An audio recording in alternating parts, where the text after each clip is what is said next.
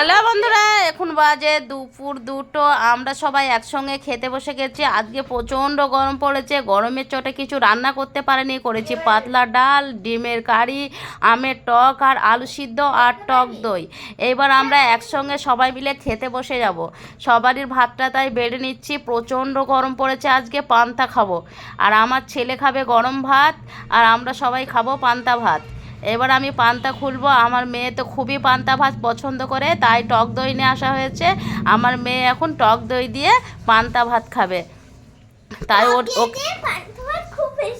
আমার মেয়েকে কিন্তু আমি পান্তা ভাত দিয়ে দিয়েছি। মেয়ে বলছে, মা তুমি ভাতটা ভালো করে আমাকে মেখে দাও। তাই সামান্য লবণ দিয়ে ওকে ভাতটা আমি চটকিয়ে মেখে দিলাম, তারপরে দিয়ে দিলাম দই। ও বলল যে আমি আলু সিদ্ধ খাবো না, ও শুধু দই দিয়েই খাবে। তাই ওকে আমি ভাতটা দিয়ে দিয়েছি। ও এখন খুবই এনজয় করে টক দই দিয়ে ভাত পেলে, পান্তা ভাত।